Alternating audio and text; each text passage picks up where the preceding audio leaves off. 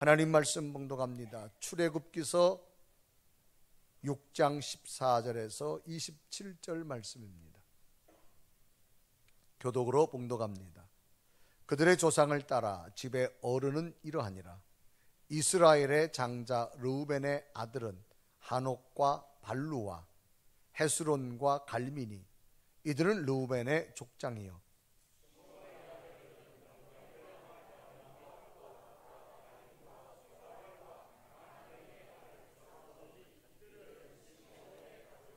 레위의 아들들의 이름은 그들의 족보대로 이러하니 게르손과 고핫과 무라리요. 레위의 나이는 137세였으며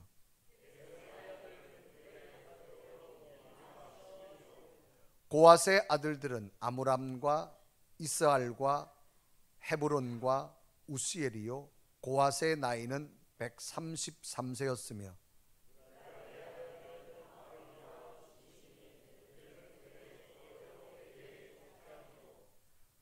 아므람은 그들의 아버지의 누이 요게벳을 아내로 맞이하였고 그는 아론과 모세를 낳았으며 아므람의 나이 137세였으며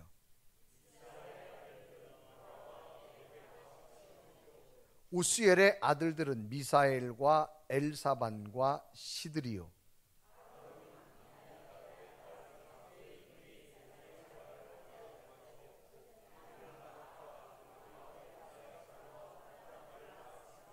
고라의 아들들은 아실과 엘가나와 아비아사비니, 이들은 고라 사람의 족장이요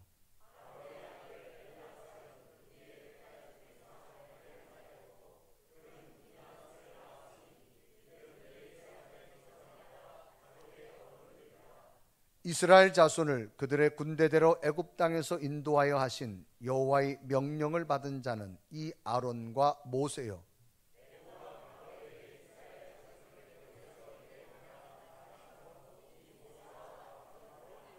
아멘.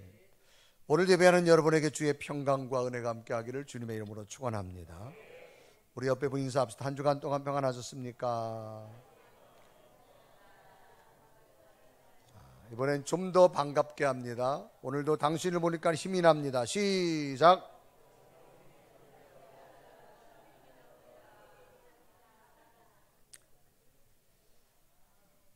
거짓말도 좋은 거짓말은 좋아요.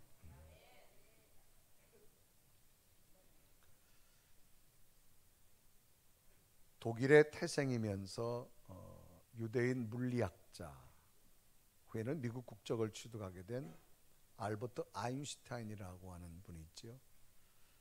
1921년에는 노벨 물리상을 수상한 세계적인 물리학자입니다. 이 아인슈타인의 이야기 가운데 이런 이야기 하나를 소개합니다. 이 아인슈타인에게 제자 중 한 사람이 어느 날 이 아인슈타인을 찾아와서 묻습니다. 선생님, 성공의 비결이 무엇일까요? 라고 하는 질문을 합니다. 이때 아인슈타인이 이런 대답을 하지요. 나는 성공을 S라고 가정할 때 S 이꼬르 X 플러스 Y 플러스 Z야, 그런 말을 합니다. 나는 성공을 S라고 할 때 X 이꼬르 성공은 즉 X 플러스 Y 플러스 Z야 라고 말한 겁니다. 그러자 제자가 했다. 선생님 잘 모르겠습니다. 해석을 좀 해주시지요. 그럴 때 이 아인슈타인이 이런 말을 합니다. X는 침묵을 말하는 거야. 아무것도 아니다라고 생각을 하며 살아간다는 겁니다. 즉 자기는 말을 많이 하지 않는 것이 성공의 비결이다. 그렇게 자기의 신조로 삼았다고 합니다. 사람이 말을 많이 하면 생각이 복잡해지고 말에 실수를 하게 되면 실수한 것을 만회하기 위해서 또 많은 시간과 정력을 낭비하게 되니까 성공할 수 없다라고 하는 겁니다. 그래서 나는 말을 많이 하지 않는다라고 말합니다.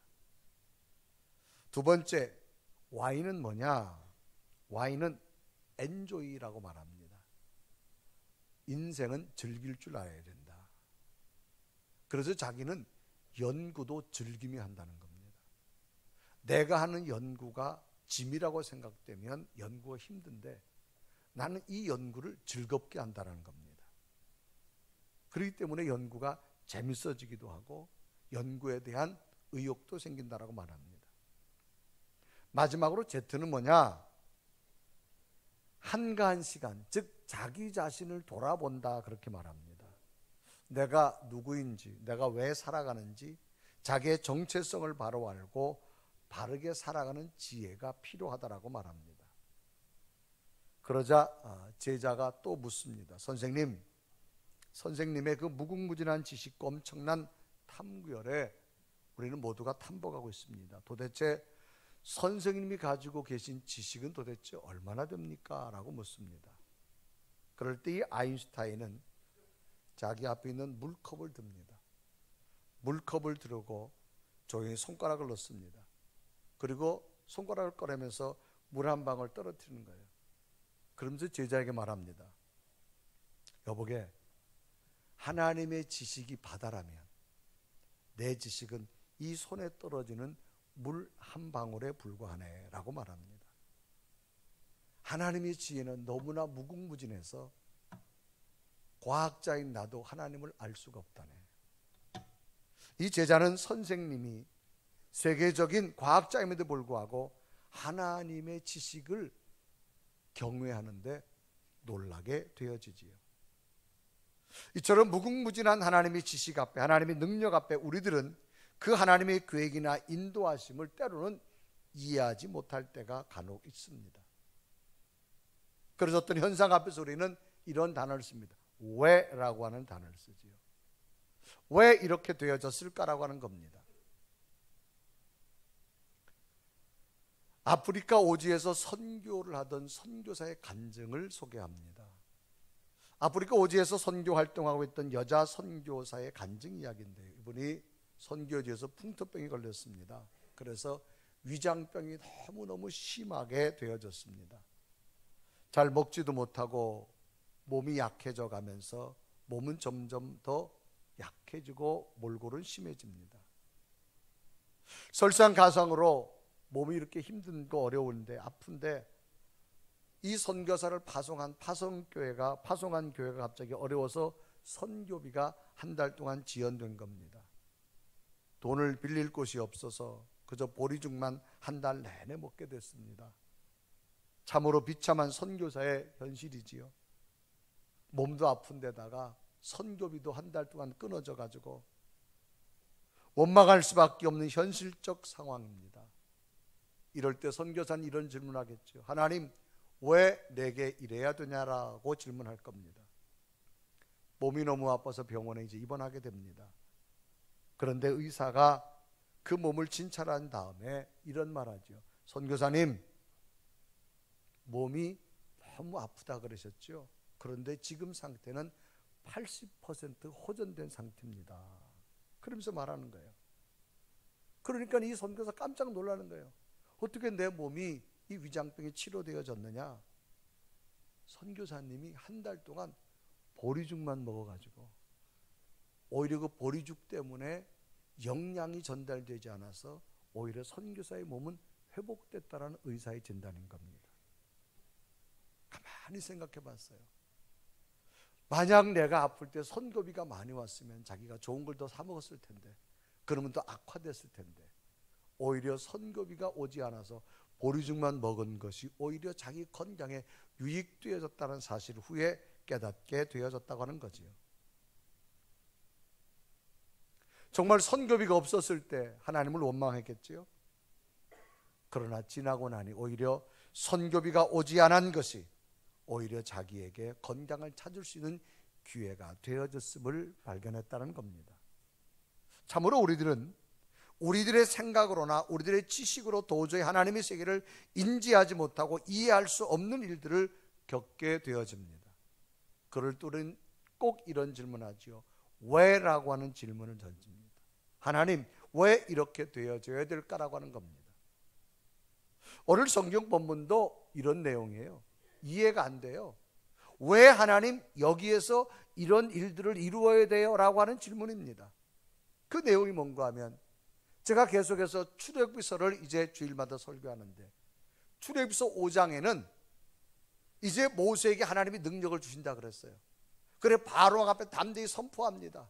그런데 바로왕이 끔찍하지 않습니다. 오히려 이스라엘 백성들에게 볏짚을 주지 않고 더 벽돌 양을 똑같이 해가지고 와라, 더 억압하기 시작합니다. 그러자 백성들이 모세를 향해서 막 원망하며 달겨드는 상황입니다. 이 정도 됐으면 하나님께서 모세에게 어떤 약속을 줘야 되느냐? 모세 걱정하지 마, 내가 더 큰 능력을 너에게 줄 거야 라고 말을 해야 되는데, 오늘 6장에는 어떤 내용이냐? 갑자기 이 모세와 아론의 혈통에 관한 내용이 소개됩니다.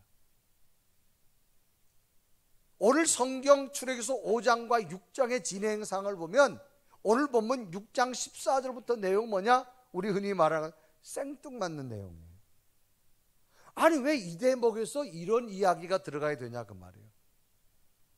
지금 백성들은 막 바로 왕이도 억압하고 나니까 이유가 바로 모세 때문이라니까 모세에게 막 와서 항변하고 모세에게 막 원망을 하고, 그런 상황에 갑자기 모세에게 나타나는 이야기는 생뚱맞은 이야기 뭐냐? 모세와 아론의 혈통에 관한 이야기가 기록된 겁니다.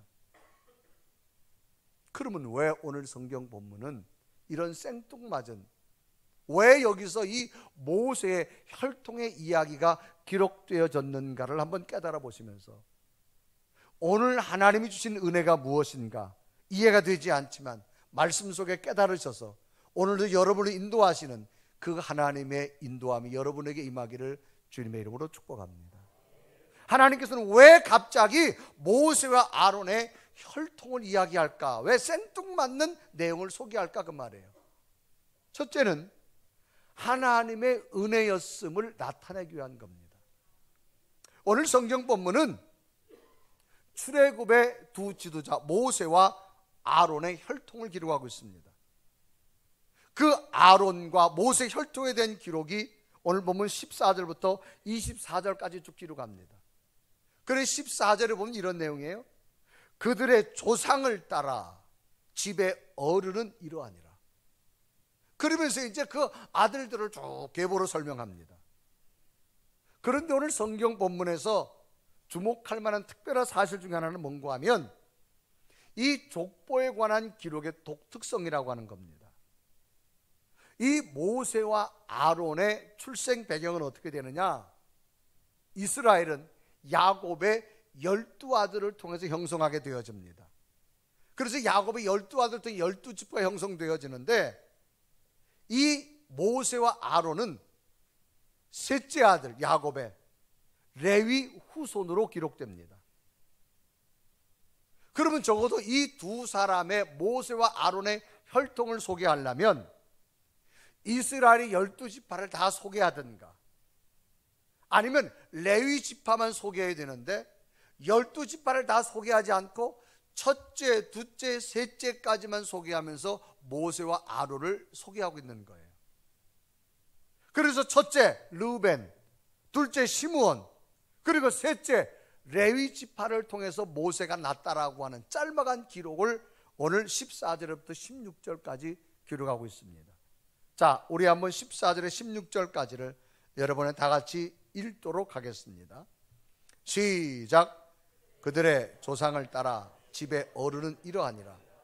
이스라엘의 장자 르우벤의 아들은 하녹과 발루와 헤스론과 갈미니, 이들은 르우본의 족장이요. 시몬의 아들들은 여무엘과 야민과 오핫과 야긴과 소할과 가나안 여인의 아들 사울이니, 이들은 시몬의 가족이요. 레위의 아들들의 이름은 그들의 족보대로 이러하니 게르손과 고핫과 무라리요. 레위의 나이는 137세였으며. 그래서 이 첫째, 둘째, 셋째의 계보만 소개하고 있는 것을 봅니다. 여러분은 지금 14절부터 15절, 16절 성경을 저와 함께 읽으셨는데요. 여기 보니까 이름이 좀 아주 고약합니다. 우리들이 잘 쓰지 않는, 이 혀가 잘 안 돌아가는 이름이 많이 기록됐어요.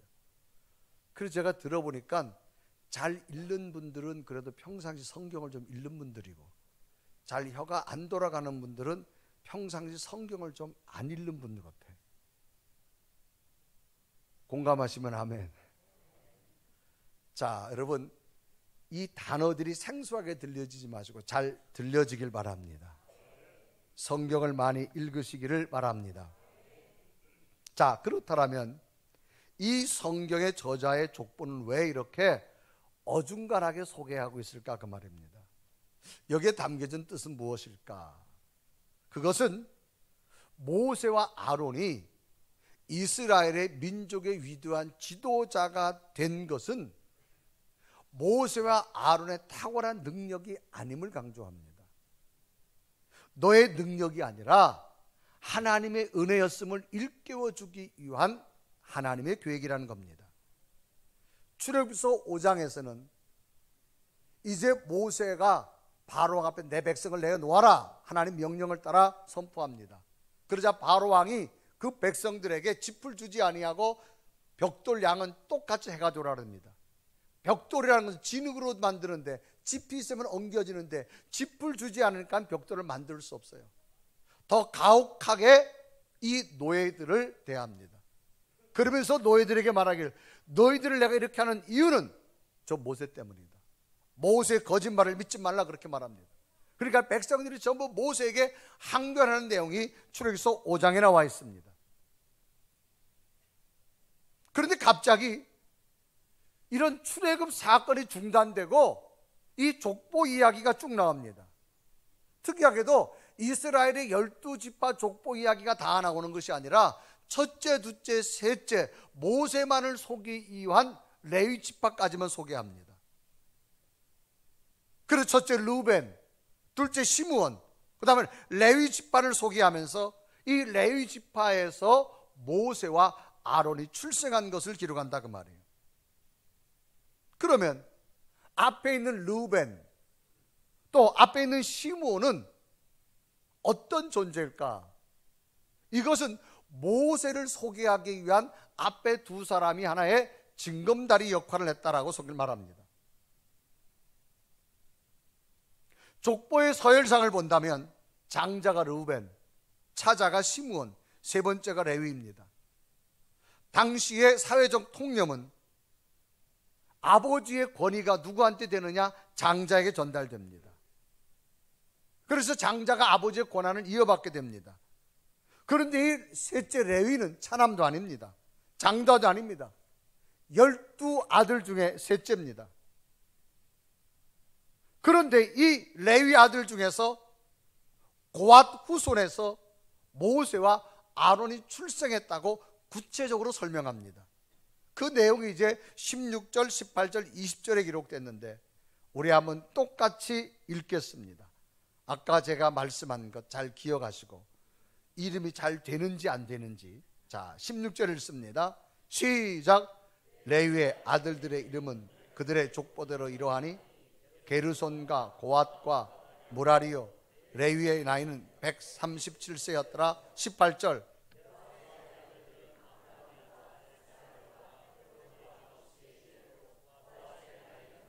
(20절)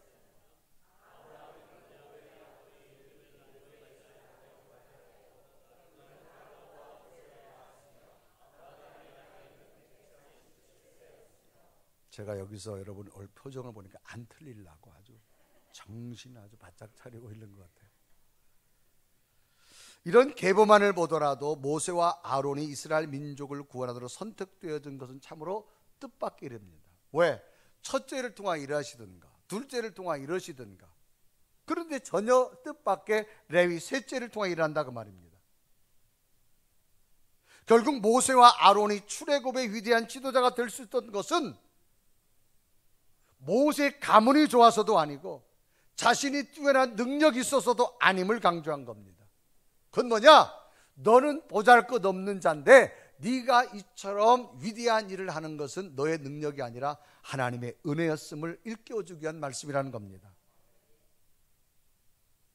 전적인 하나님의 은혜가 없이는 모세와 너는 이런 사명을 감당할 수 없음을 일깨워주고 있는 내용이 그 말입니다. 그럼 이런 전적인 은혜가 모세와 아론에게만 적용되는 말씀입니까? 그 말입니다. 오늘도 우리의 모습을 가만히 보살본다면 오늘 여러분 지금까지 살아온 것이 여러분의 힘입니까? 아닙니다. 보이지 않는 하나님의 은혜였음을 고백하시길 바랍니다. 제가 오늘 목자로서 목회자로서 여러분에게 설교를 하고 여러분과 더불어 목회를 할 수 있는 것은 제 힘이 아닙니다. 하나님이 저와 함께하는 그분의 은혜란 사실입니다. 여러분이 하나님의 교회를 섬기면서 직분을 감당하는 것, 여러분의 탁월함이 아니라는 겁니다. 하나님이 함께 하셨던 은혜임을 일깨워 주기 위한 하나님의 말씀이라는 사실입니다. 은혜란 말은 하나님께서 베풀어 주는 큰 사랑을 말합니다. 오늘 우리가 건강한 것 하나님의 은혜입니다. 사회적으로 세워진 것 하나님의 은혜입니다. 우리의 삶의 모든 걸 뒤돌아본다면 우리의 능력이 아니었습니다. 하나님의 은혜였음을 깨닫게 될 줄로 믿습니다. 어젯밤에도 수술한 분 한 분을 만나서 기도 중에 그런 말을 해요. 수술 잘 된 게 하나님의 은혜래. 의사가 잘했다는 말을 안 해요. 수술이 이처럼 잘 된 게 하나님의 은혜라고 말하더라고요. 여러분, 우리의 삶에 가장 중요한 것은 하나님의 은혜를 늘 되새길 수 있는 믿음이 필요합니다. 모세는 이스라엘 역사의 위대한 지도자입니다. 그런데 이 모든 것이 모세의 탁월함이 아니라는 겁니다. 하나님의 은혜였음을 알려주기 위한 족보의 배열입니다. 오늘 우리에게 하나님이 주시는 깨달음이 무엇일까요? 하나님의 은혜를 붙들 수 있는 믿음이 되기를 바랍니다. 제가 이번 주에는 말레이시아를 다녀온 주간이었습니다. 이 말레이시아에서 제가 한 분을 만났는데 도경환이라고 하는 사람을 만났어요. 이분은 지금 말레이시아 현지 대사입니다. 말레이시아에서 세계에 있는 그 기독교 방송국에 종사하는 분들이 모여서 여러 가지 이제 행사를 하는 중에 이 도경환 대사가 와서 자기의 신앙의 이야기를 하는 거예요.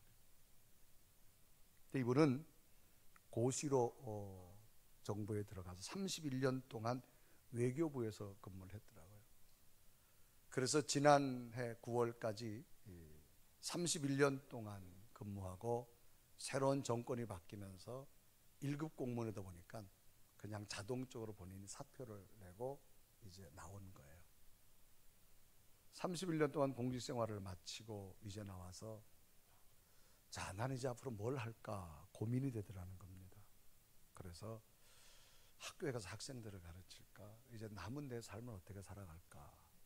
뭐 하루아침에 공직 생활하다가 그만뒀으니까 정권이 바뀌면서 그렇게 했는데 2달이 지났답니다. 근데 그 2달의 시간이 자기에 정말 굉장히 길게 느껴지더라는 거예요. 그런데 갑자기 청와대에서 전화가 왔대요. 당신을 보니까 외교부에서 오래 근무했는데 말레이시아 대사라고 하면 안 되겠냐고. 근데 외교부에 근무하는 사람은 꽃이 대사랍니다. 그러니까 이분이 간다 그랬게요? 안 간다 그랬게요? 자기는 전혀 생각지도 않았대요. 자기를 다시금 대사로 써준다고 하는 자기는 정말 0.001%도 희망이 없어요. 왜? 자기의 능력 있는 사람이 너무 많은데 부족한 자기를 대사로 쓴다는 자체를 자기는 꿈에도 꿔본 적이 없대요. 그러면서 이분이 하는 말이 하나님의 은혜라고 말합니다.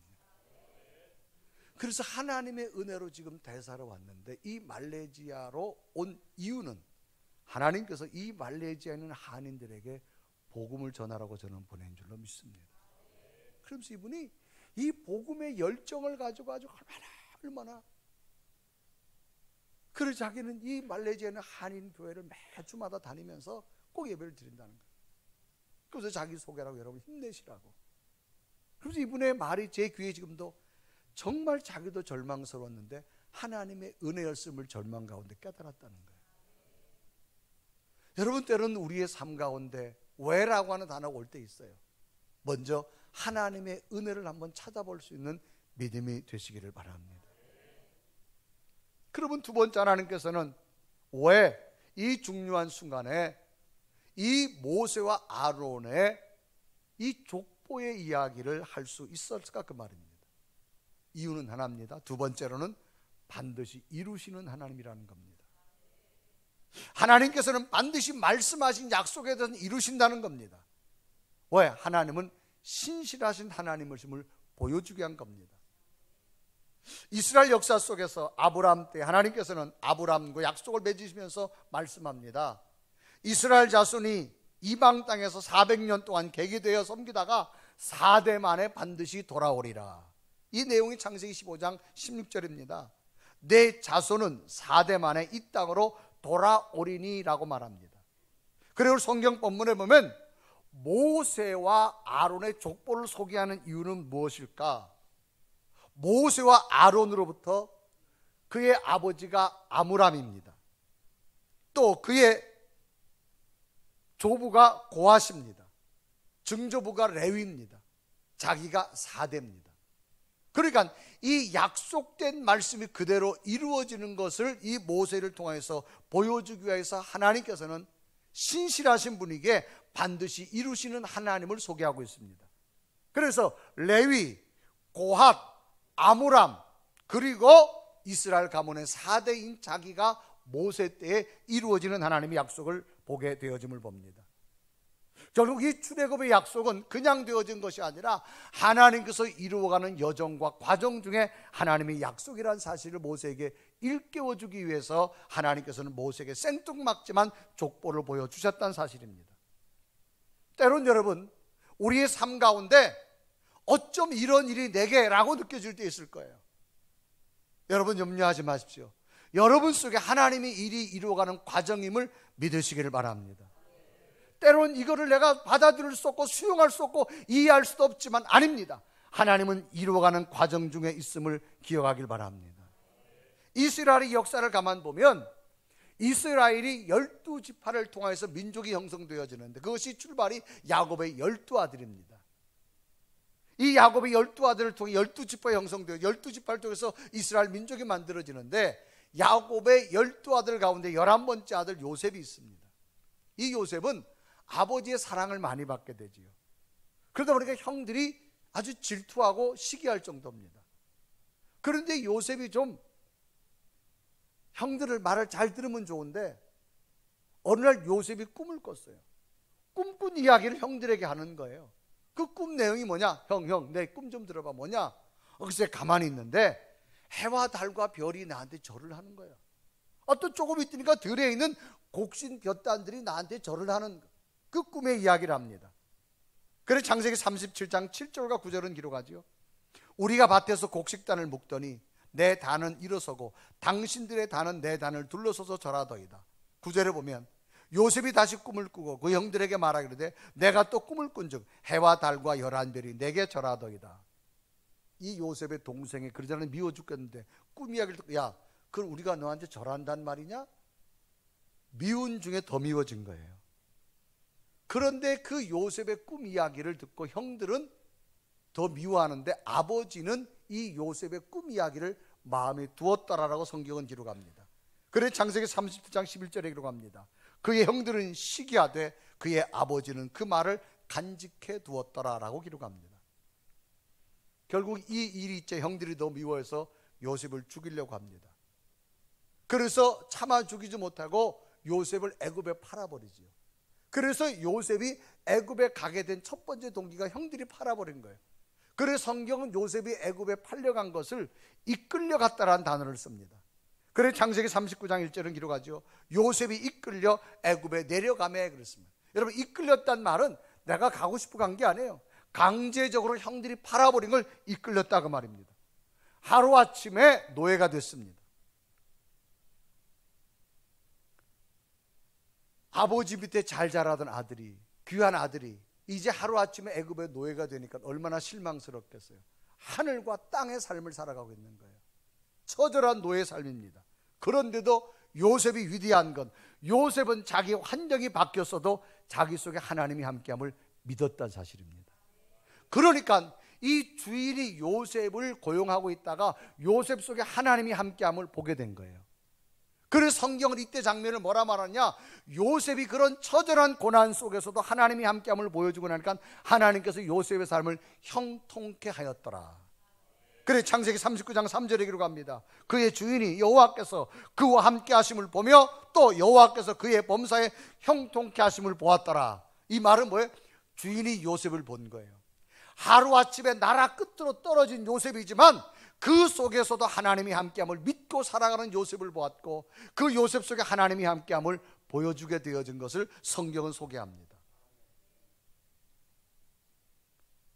결국은 하나님께서 요셉을 애굽 나라의 위대한 총리 대신으로 쓰게 되는데요, 결국은 요셉이 총리들이 되어져 가지고 정말로 형들을 요셉으로 초청해서 요셉 앞에 다 형들이 절을 합니다. 이제 절을 하면서 요셉의 꿈대로 되어졌는데, 그때 그 절을 하는 형들을 바라보면서 요셉이 한 말이 뭔지 아세요? 형님들 겁내지 마세요.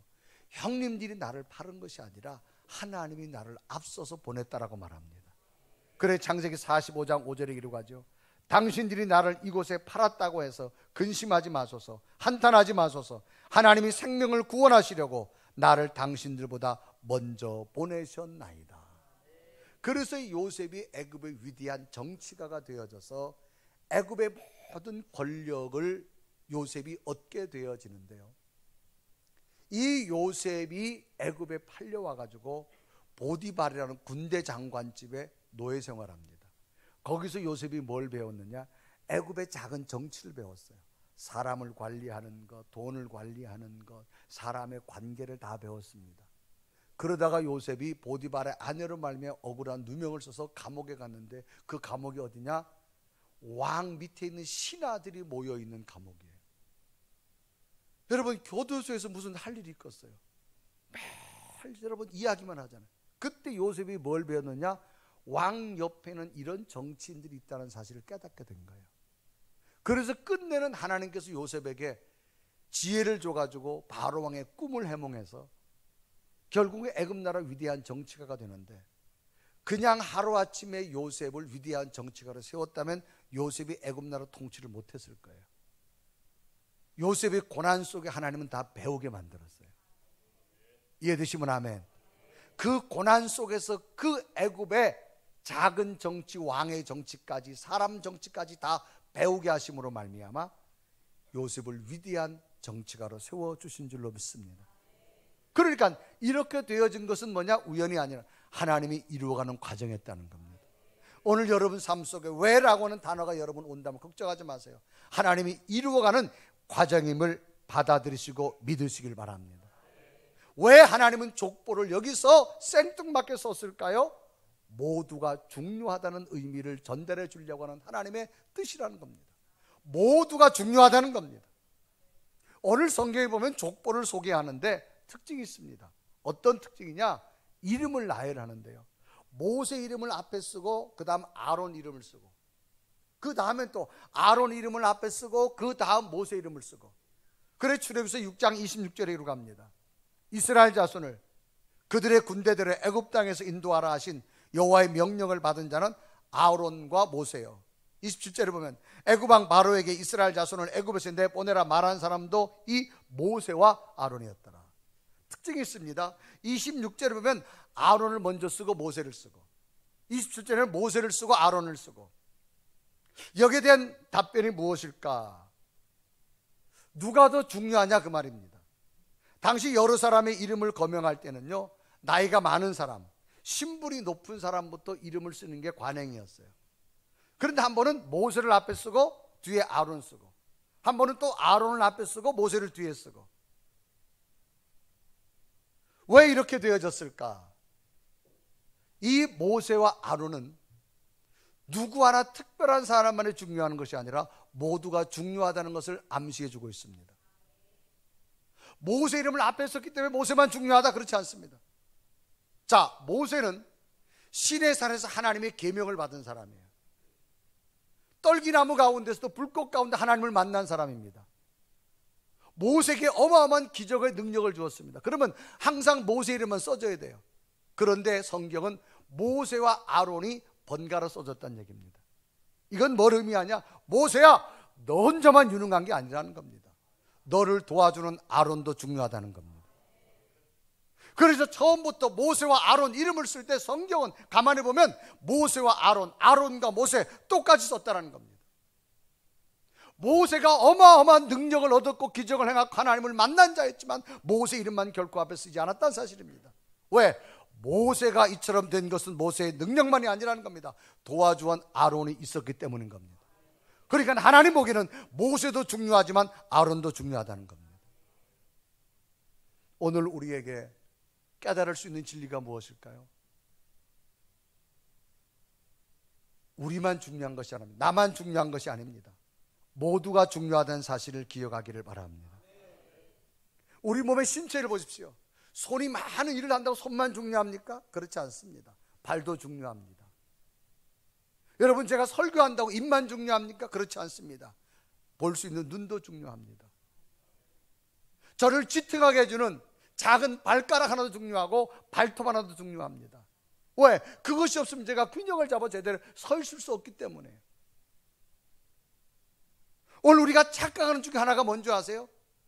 내가라고 하는 겁니다. 내가 제일 중요하다는 착각에 빠집니다. 여러분, 그건 착각입니다. 하나님 보기에는 모두가 소중합니다. 내게 어떤 사명이 주어졌다 할지라도 여러분, 자기의 사명만 월등하다고 말하지 마십시오. 모든 사명이 중요할 줄로 믿습니다. 여러분, 거룩한 주일날 예배를 드리기 위해서 설교하는 저만 중요합니까? 아닙니다. 제가 설교할 수 있도록 기도해 준 여러분도 소중하고요, 성전에 와서 휴지 하나 주신 분도 중요하고요, 보이지 않는 부분에서 여러분 청소하는 한 분도 중요하기 때문에 오늘의 예배가 진행되는 줄로 믿습니다. 그래서 우리에게 중요한 사실은 뭐냐? 모두를 존중해 줘야 된다는 거예요. 나는 교회에서 이만한데 너는 왜 저러냐? 아니라는 거예요. 여러분, 하나님 보기에는 똑같다라는 겁니다. 그래서 모세와 아론과 모세를 동일하게 하나님은 인정해 줬다는 겁니다. 대통령도 중요하지만 국민도 중요합니다. 그래서 오늘 성경이 주는 의미는 무엇인가? 족보를 통해서 모두가 중요하다는 사실을 일깨워주고 있다는 사실입니다. 자, 성가대 오늘 찬양했어요. 성가대 지휘자만 중요합니까? 반주자 아닙니다. 성가대원 모두가 중요합니다. 그럼 성가대원만 중요합니까? 아니에요. 우리 다 나가고 그냥 성가대만 있을래요? 회중이 여러분들 그 은혜 받아줘야만 성가대도 기쁜 거예요. 모두가 중요한 줄로 믿습니다. 여러분, 자동차의 부품이 약 3만 개 정도가 들어간다 그래요. 그러면 여러분, 핸들만 중요합니까? 아닙니다. 자동차 밑에 보이지 않는 작은 볼트 하나도 중요합니다. 그것 때문에 자동차가 운행할 수 있는 겁니다. 오늘 우리의 사명을 다시 한번 되돌아본다면 모두가 소중함을 기억하시기를 바랍니다. 중국 삼국시대에 촉한이라는 곳에 제갈공명, 삼국지에 많이 나오는 사람이죠. 이 사람은 정치가고 아주 전략가로 유명한 사람입니다. 아주 모사가지요. 이분은 항상 주머니가 달린 옷을 입고 다녔다 그래요. 그래서 이 사람 습관이 뭔가 하면 일이 잘 될 때 있어요. 그러면 하얀색 돌을 주머니에 넣는답니다. 또 일이 잘 안 될 때 검은색 돌을 주머니에 넣는답니다. 그래서 하루 끝나고 집에 가서 돌을 씌워본대요. 일이 잘 된 게 많은가 안 된 게 많은가. 그런데 꺼내보면 잘 된 것보다 안 된 게 훨씬 많더라는 겁니다. 여러분, 제갈공명, 아주 전략가, 머리를 쓰는 아주 모사가입니다. 그런 사람도 인생을 살아가면서 잘 된 일보다는 안 된 일이 많더라는 겁니다. 오늘 우리의 삶도 마찬가지입니다. 내 생각대로 되어지지 않습니다. 그러나 여러분, 우리에게 중요한 사실은 하나님이 함께함을 믿으십시오. 그 하나님이 우리가 이루지 못한 일을 이루어가 주실 줄로 믿습니다. 때론 이 일이 이루어지지 않았다고 왜 이렇게 되어졌을까? 회의를 느낄 수도 없고 이해를 거부할 때도 있습니다. 그러나 하나님은 우리의 계산으로 판단으로 하는 이해의 대상이 아니라 말씀을 붙들고 나가는 믿음의 대상입니다. 그래서 하나님께서 마지막까지 우리에게 요구하는 것은 하나입니다. 내 믿음대로 될지어다. 그 하나님의 믿음을 붙드십시오. 여러분과 함께 해 주실 줄로 믿습니다. 이솝의 우화 가운데 4마리 황소에 관한 이야기 있습니다. 들에 풀을 뜯어먹고 있는 황소가 4마리는 늘 항시 다닙니다. 잘 때도 또 풀을 뜯어먹을 때도. 그런데 그 주변에 뭐가 있냐? 사자들이 있습니다. 어떻게 하면 저 황소를 좀 잡아먹어야 되는데 사자가 아무리 강해도 4명의 황소가 항상 뭉쳐 있으니까 공격을 못하는 거예요. 사자의 힘으로 벅찬 거예요. 그러다가 어느 날 사자가 가만 보니까 4마리가 풀을 뜯어먹는데 한 마리가 조금 떨어져 있더래. 그래서 살금살금 가가지고 그 황소한테 이야기를 했대요. 야, 황소야, 저기 있는 쟤가 너 나쁘다고 말하더라. 그러니까 황소가 그래? 그러더래요. 그러더니 조금 있다 그 옆에 황소가 가가지고 야, 쟤가 너보고 나쁘다 그러더라. 그래? 그러더래요. 그 다음 또 황소가 야, 쟤가 너보고 나쁘대. 그래? 각각 황소에게 말을 하니까요, 서로가 점점 거리가 멀어지더라는 겁니다. 이때 사자가 가서 그 황소를 한 마리 한 마리 다 자기의 배를 채웠다고 하는 겁니다. 여러분, 불신이 뭐예요? 하나님을 자꾸 신뢰하지 못하도록 이야기를 해줍니다. 이것 때문에 그래, 저것 때문에 그래. 아니, 붙드세요. 하나님의 능력이 여러분과 함께 하실 줄로 믿습니다. 왜? 하나님은 신실하시고 약속을 이루시는 하나님. 때론 이해가 안 될 때 하나님의 인도하심을 붙드십시오. 반드시 이루어 주실 줄로 믿습니다. 오늘 되어지는 일도 중요합니다.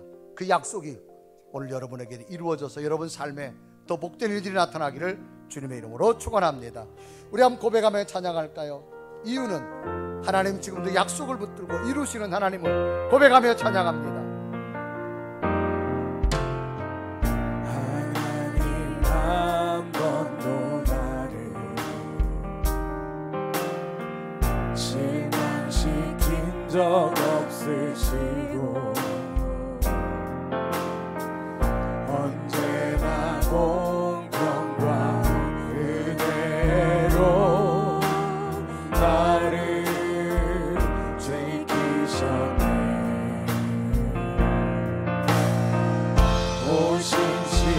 오신실하신 주,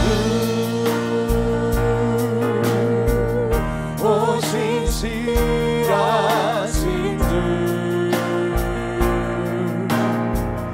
내 너를 떠나지도 않으리라. 내 너를 버리지도 않으리라. 약속하셨던 주님,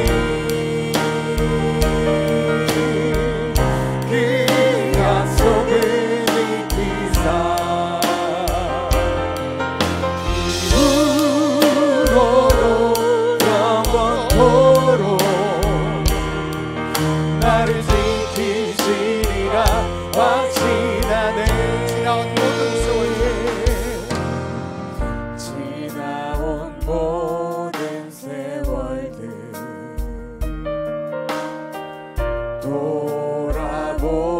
돌아보아도 그 어느 것 하나 주의 손길 안 미친 것 전혀 없네. 신실하신 오신실하신 주,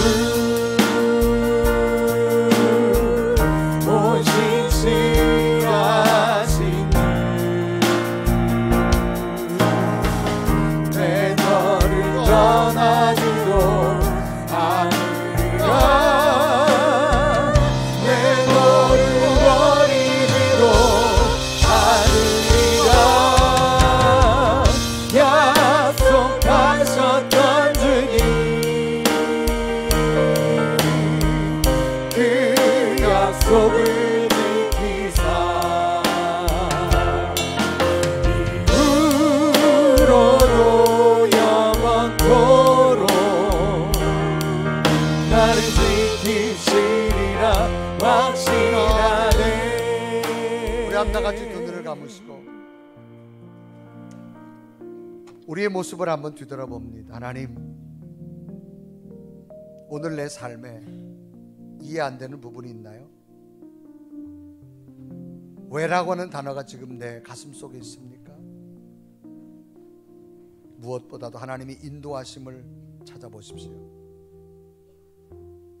하나님은 반드시 이루시는 그 약속을 다시 한번 붙들어 보십시오. 오늘도 결코 버릴 게 없습니다. 오늘 진행되는 것도 중요합니다. 하나님, 이 족보의 기록이 이해가 안 됐습니다.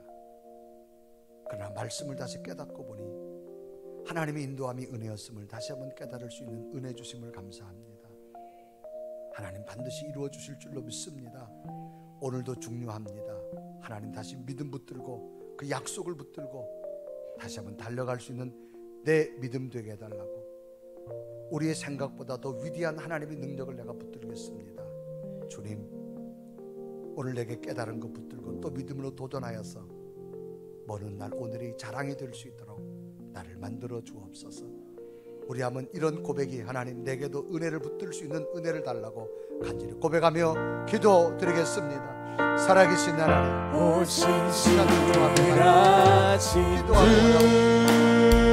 하나님의 약속을 오신 신이라신 인도함을 달려가겠습니다. 살아계신 하나님, 내 너를 떠나지도 않으리라. 내 너를 버리지도 않으리라. 약속하셨던 나를 역사하게 하시고 그 약속을 지키사 이후로도 영원토록 나를 지키시리라 확신하네. 살아계신 하나님, 오늘도 그 인도함을 내가 믿겠습니다. 약속을 반드시 이루어 주심을 믿겠습니다. 오늘 주어진 현실도 내가 중요함을 믿겠습니다. 먼 날 하나님이 이렇게 이루어졌다고 간증과 자랑이 만들어지게 하시고, 우리에게 왜가 아니라 하나님 은혜 감사합니다로 고백하는 또 다른 출발이 되게 하여 주옵소서. 예수 그리스도의 이름을 간절히 기도드리옵나이다.